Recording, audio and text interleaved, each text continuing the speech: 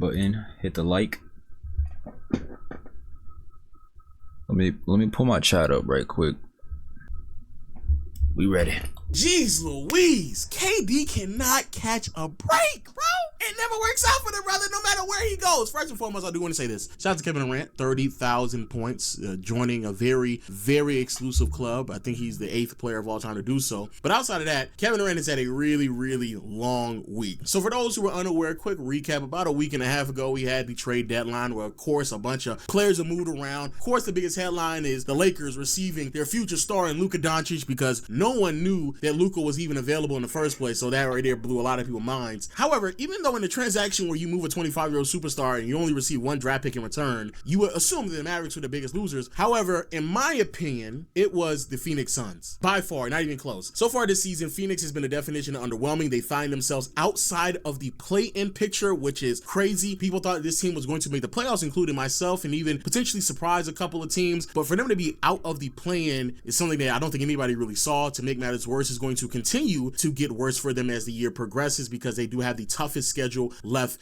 in the NBA. It actually blows my mind away what they have to endure in the next month and a half of basketball. So in the beginning of March, they go up against the Timberwolves, then Clippers, Nuggets, Mavericks, Grizzlies, Houston, Kings, Lakers, Raptors get a break, Bulls get a break. But then after that, you have the Cavaliers, Bucks, Celtics, Timberwolves, Rockets, Bucks, Celtics, Knicks, Warriors, Thunder, Spurs, Kings. That's how they close out your schedule. That's crazy. So I think they got this shit on fucking Hall of Fame, bro. The Suns are not going to make the playoffs, and even if they miraculously do just catch on fire in the play-in settings and make the postseason, it more than likely will be in the 8th seed where they match up against a historically great OKC team, get bounced out in the first round, which is tragic and something that the front office out in Phoenix was attempting to avoid. And by doing so, they were trying to move Bradley Beal at the deadline. But unfortunately, Bradley Beal is basically the general manager out in Phoenix because he has a no-trade clause that he has to waive for them to move him, and he wasn't willing to waive it really for any of the suitors that were desperate enough to receive him. And because of Bradley Beal's unwillingness to waive his no-trade clause, it then forced Phoenix to kind of pivot to their next and really only other suitable piece to trade, and that was Kevin Durant. They desperately tried to move KD without telling him and having him land playing for the Golden State Warriors. But then once Wynn kind of got out and KD figured out, like, oh my God, you're trying to trade me without letting me know, and it's going to be to the Warriors? Let me go and put a stop to it and let everybody know I don't want to go to the Warriors. And when my contract expires, because he only has 1 year left, I'm not going to sign an extension, which then made the entire trade go sour. So now you have an organization that has been underwhelming and tried to make several changes, not only in the offseason with the addition of Tyus Jones, a new head coach, but then tried to make significant changes at the deadline as well, which all have fallen apart. And the Suns effectively, they don't have any more options to make any improvements to this roster, at least significant ones. The Suns are basically at a dead end. They took a gamble on this team, rolled the dice, and it just hasn't panned out for them whatsoever. But if you want a better chance at trying to win big, try out today's sponsors, DraftKings Pick 6. We're coming if pick setup code low under Raiders in the low King. It's been reported over and over again that the locker room is toxic. It is inevitable that he's going to demand a trade in the offseason to kind of get him shipped off to somewhere else. And then of course this has kind of just led a bunch of people in the community to make videos kind of reporting on where exactly some of his suitors are going to be. Now originally I wasn't going to make this video because I feel like this whole story has been over-reported all throughout this week. Understandably so, big story, big name being traded. Everybody loves these type of videos. However, I deem it necessary to make this video because this video is part of the reason why I made this channel, and that's because when we as an NBA community get wind of a trade happening, we tend to make these trades that really don't make sense. And I don't want to make it seem like I'm this general manager, big brain mind, I know everything, because I don't, because I mean, Luka Doncic got traded and no one really expected that. However, I do believe there's a part of the conversation that always gets lost when we're trying to chat. There's never going to be another trade like the Luka trade ever again. Or at least I don't think so. Shit.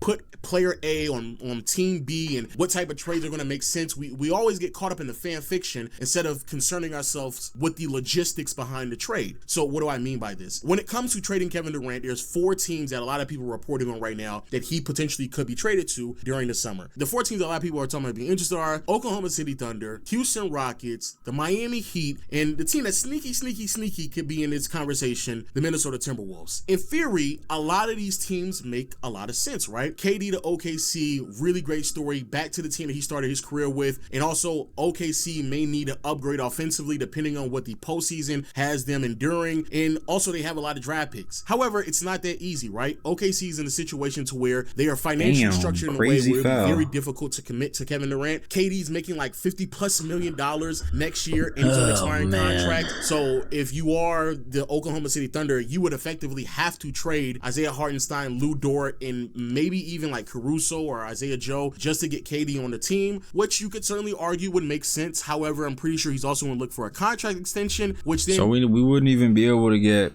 not even at least J-Dub, bro. Kind of disrupts the structure of all of the players on the payroll right now, because the way that the Thunder have their payroll situated, they effectively have it to where they have all the space in the world to give Chet and J-Dub the contract that they're on pace to receive in another year or two. And so bringing KD to this team and having him on a roster could potentially disrupt that. Now, Houston is slightly different. They do have much larger contracts in both Fred VanVleet and Dillon Brooks, two players that are not a part of the bigger picture. You get an instant upgrade by trading two players that you inevitably were going to trade anyway. And then you also have not only a bunch of draft capital, but in particular the Phoenix Suns draft picks that you got from the Brooklyn Nets during the offseason. I believe a lot of people feel like that's the direction they were trying to move in anyway. However, if you are Houston, and the same thing can be said about OKC as well, if you're going to get to the point where you're willing to move draft capital for KD, that seems a bit extreme for someone that's only going to give you another 2 to 3 year window of trying to compete at a very high level. There's no need to leverage yourself to rush yourself into this championship window that the rest of your roster may not be properly prepared for, especially Houston. Recognize this sound? Of course you do. Almost. I don't know if I want them to trade with Houston. I don't know, bro. I'm really sad to see KD go, but I mean, he's right, man. This shit is just not working. In which Kevin Durant demands a trade, and you start to look at some of the returns that KD is going to yield from some of these teams, because even when you go to like Miami, it's going to be what Andrew Wiggins and Terry Rozier maybe, and then out in Minnesota is going to be what Julius Randle and Mike Conley on expiring contracts. Like those type of returns, if you give that to Phoenix, you know what's going to happen immediately? That's going to be the same day that Devin Booker also goes to the general manager and he demands a trade, because it's like, well, now there's no need for me to compete because this is not a roster that is going to be able to compete at a high level whatsoever, so I want out as well. Bro, this is the inevitable though, man. Let's just get rid of Book the same time we get rid of Kev, bro, and just restart the entire thing. Fuck it. And so when that day finally comes, if you are a team like a Houston Rockets, like an Oklahoma City Thunder, if you want to expedite some of the process, going after a younger player and Devin Booker may make more sense, especially if you're going to leverage some of your draft picks. And that's not even me just theorizing this. That's something that has also been reported a few times with several people over, Twitter and et cetera, right? So that doesn't really make any sense. Then if you're Miami, sure, the idea of upgrading from Wiggins to Kevin Durant and getting off that bad Terry Rozier deal, that makes sense. But if you're in Miami, you just told Jimmy Butler no to giving him a contract extension because of his age. They did the same thing to Shaq, same thing to Alonzo Mourning, and they even did the same thing to Dwayne Wade. So I have a hard time believing that they're going to be desperate enough to give a contract extension to Kevin Durant. So that doesn't make any sense. But if you're Minnesota, the whole reason why you traded Karl Anthony Towns is because you didn't want to continue to be repeat offenders in the second tax apron, right? You moved off of Towns in his contract where Cat is making relatively similar money to KD. You moved off of him because you knew that Naz Reid and Nikhil, those contracts are coming up and you have to extend them. And it would be way too much money to extend both of them while also paying Towns. So you decided to just lose Towns, get some more financial flexibility, and move in that direction. And so the Wolves making that commitment during the offseason and then turning around saying, you know what, who cares? We're just going to go back in that direction for KD. Sure, you can argue it would make sense because KD is KD. Like,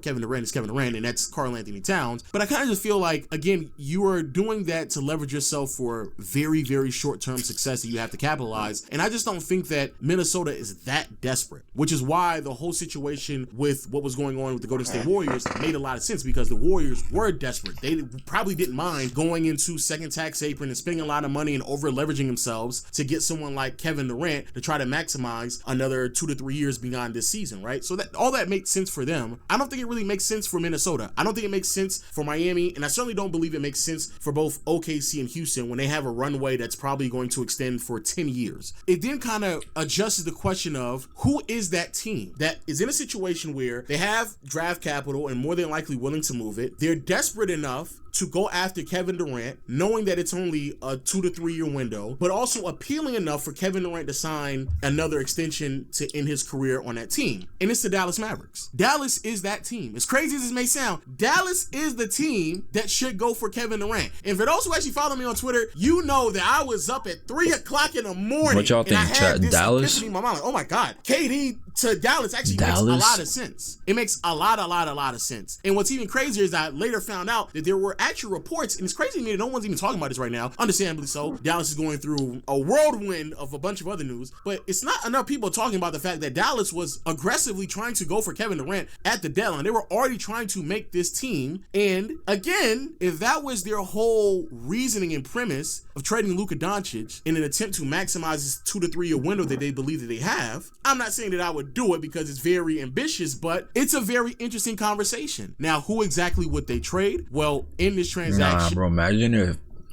Mavs traded Luka to Phoenix for Kevin Durant. Hey, I'll sign up for that, man. I'll sign up for that shit. And PJ Washington would have to be gone, and so would Daniel Gafford. Klay Thompson would also have to be gone. At this point, he's certainly disposable, looking at the trajectory of Max Christie, because he's playing amazing. And then you would have this year's draft pick from Dallas. You would have a pick swap in 2026. You would have the Lakers 2029 pick. And then you would also have the Mavericks either 2030 or 2031 pick as well that you can throw in. This is a massive haul, I'm not gonna lie. For Kevin Durant. For what, a 39-year-old Kevin Durant? I don't know, he's in his 30s, but just imagine what the fucking Mavs could have got for Luka had they actually shopped his ass around. In there, and if you're the Mavericks, you're not like OKC in Houston where you may be a little resistant to throwing a bunch of draft capital out there for Kevin Durant, who only is going to be great for another 2 to 3 years, right? You're not at that position of desperation where you have to over leverage yourself for a 2 to 3 year window. But right now, Dallas is in a situation where they would over leverage themselves for a 2 to 3 year window to capitalize on it. And if you look at the roster that they would have after this deal is done, is actually very, very impressive. They would have a lineup of Kyrie Irving, Max Christie, Kevin Durant, Anthony Davis, and Derek Lively. Coming off the bench, Najee Marshall, Dwight Powell, Jaden Hardy. And then at that point, you would just sign... we got to put an asterisk next to AD, bro. Let's be real. A veteran or two to kind of fill out the rest of the rotation. Come on now. And that rotation of 6-7 players would be just as good as really anybody else in the NBA. In my opinion, that actually makes the most sense. And in return, if you're Phoenix, you're probably asking, well, why would Phoenix receive all that? That right there ain't nothing. They're not going to compete, so they're still going to move over Devin Booker. Yeah, they are. Like, I don't know. I'm letting everybody know right now. All my Phoenix fans, when Kevin Durant gets traded, Devin Booker is next. It's only a matter of time. There's nothing that they can do. They're at a dead end. That is facts, man. It's the inevitable. It's gonna happen either way. So we might as well do it at the same time. Traded their way into a dead end when they traded for Kevin Durant, moved off of draft capital, and then traded for Bradley Beal. They have no other choice but to blow it up and get as much draft capital as possible in return. That's probably the reason why Houston traded for their draft picks out in Brooklyn, because they knew for a fact they would have the leverage to say, hey, you want your draft picks back? Okay, give us Devin Booker. Sorry for Phoenix fans. I don't know if maybe some Phoenix fans haven't woken up yet, but that is the inevitable. And so now when you put yourself in a situation, if you are Phoenix, bro, the best... honestly, let's just make this Bradley Beal's team. Fuck it. Nigga don't want to help us out and trade himself, or, use his clause or whatever.